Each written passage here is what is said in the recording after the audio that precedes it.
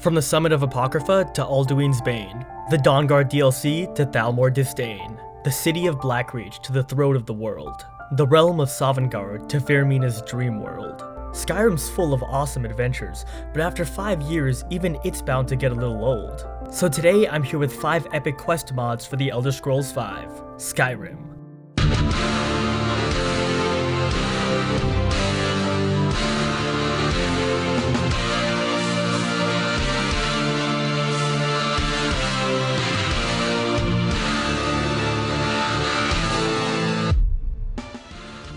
First up, we have an honorable mention in a mod called Dark Shadow Arena.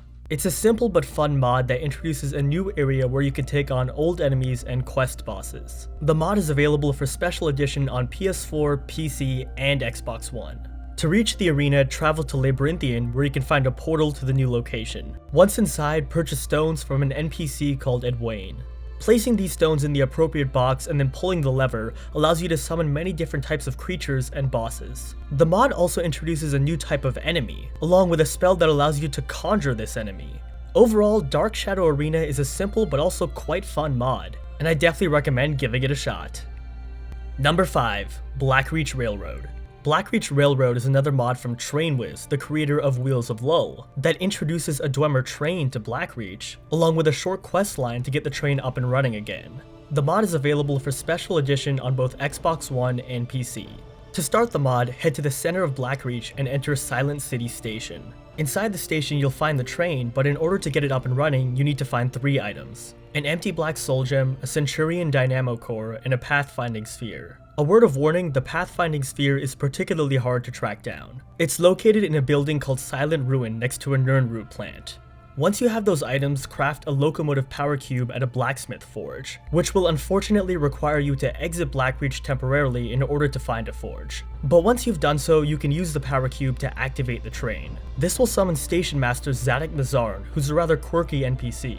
Zadok can take you to various places in Blackreach through the train, or entirely different Dwemer ruins altogether. This will often require you to clear various obstacles from the train's path, and without spoiling too much, there's a rather interesting boss battle at the end of the mod. Overall, Blackreach Railroad takes an interesting concept and adds the perfect amount of humor and action to go along with it. You definitely won't regret trying out this mod. Number 4. Helgen Reborn. Helgen Reborn is a mod that introduces tons of new interesting NPCs, 6 all-new custom dungeons, and best of all allows you to completely rebuild Helgen. It's currently only available for vanilla Skyrim on PC, but I believe there's a fair chance it may be ported to Special Edition at some point. The instant you load up your game after installing the mod, you'll receive a Helgen Reborn guide that will give you directions and instructions for dealing with any bugs. From here, you'll need to track down a man named Marcus Janus, who will ask you to set up a meeting between him and another man called Valerius. As it turns out, Marcus and Valerius are old buddies from the Legion, and without spoiling too much, they've got a very interesting backstory that you'll definitely want to pay attention to. From here, Marcus and Valerius will give you quests to help them and to help rebuild Helgen. This includes all new fights with the Thalmor, delving into new dungeons, and even a new NPC that you can marry. The attention to detail in this mod is quite frankly incredible between the voice acting, backstory, and options you have for completing all the quests. The mod's content is easily on par with base Skyrim. You'll get anywhere from 6 to 10 hours of quality gameplay with this mod, so definitely try out Helgen Reborn. Number 3. Undeath. Undeath is a mod that revolves around the Dragonborn tracking down a powerful necromancer, with a plan that could threaten all of Skyrim. It is unfortunately only available for vanilla Skyrim on PC at the moment, and there hasn't been too much word on whether it could come to Special Edition. After installing the mod, you'll receive a quest called In Their Footsteps. Follow the quest marker it gives you to the remains of an attack on a Vigil of Stendarr caravan. At the scene of the attack, you'll find a dead necromancer with ambush orders on his dead body. Read the orders, and your mission to track down the main antagonist of the mod will begin. Without spoiling too much about the mod, Undeath will take you all across Skyrim to search for clues on the necromancer. These clues will eventually lead you to the Dragontail Mountains. The mountains are ravaged by blizzards and harsh weather. Within the mountains lies the key to uncovering the necromancer's hidden secrets, and it's here that the mod really starts to pick up. One of my favorite parts about this mod is the environments it introduces. Between the Dragontail Mountains and other areas, you'll get to explore a couple of very interesting new locations. Combine this with a riveting plotline that delves deep into necromancy and you've got a one-of-a-kind adventure. Undeath is definitely a mod that you'll enjoy.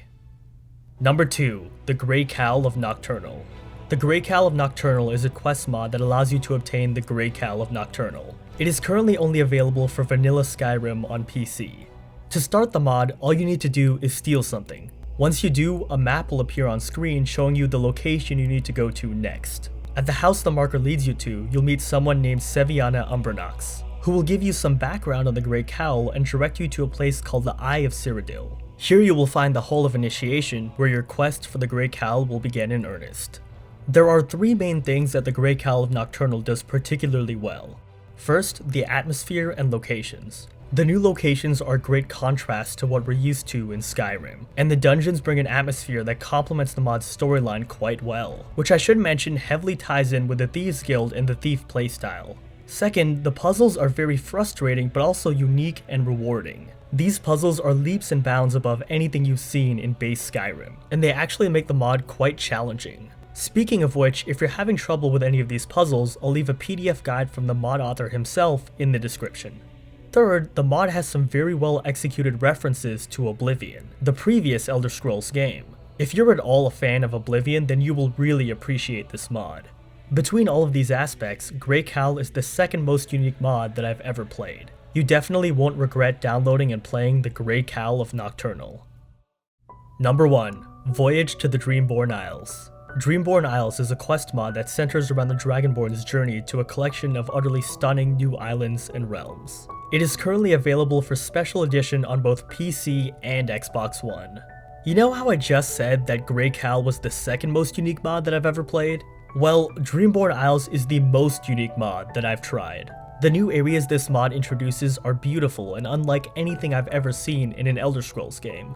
To start the mod, speak to Borland at the Frozen Hearth in Winterhold. He will send you to the house of his master, Albrin. Sleep in the bed you see at the house and you'll find yourself in the Dreamborne Isles. From here, there are tons of different things to do, including the main quest called A False Awakening and Lorcano's side quest entitled Fallen Truth. These quests are good and definitely enjoyable, but they're not where the mod truly excels. What Dreamborne Isles is best at is hitting you with fantastic environments and clever world design. To prove my point, I'll show a compilation of some of the cooler sights you'll see through the course of the mod, without spoiling any of the later areas.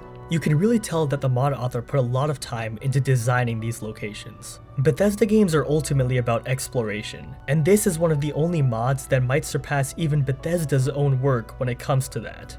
The only real issues I have with the mod are voice acting and bugs. Unfortunately, it just came out and does have a few sizable bugs. That is pretty common in new mods though, so definitely expect them to be fixed very soon. Overall, Dreamborne Isles excels in exploration, atmosphere, world design, and more, which is why it's my favorite quest mod for the Elder Scrolls V, Skyrim. Alright everyone, that's gonna do it for the video. I tried my best to evaluate each of these mods accurately, but ultimately I'm subject to my own biases and far from perfect. So if you disagree with my ordering or if there's a quest mod out there that I've forgotten, feel free to let me know down in the comments. Otherwise, have an awesome rest of your day and I'll see you in my next video.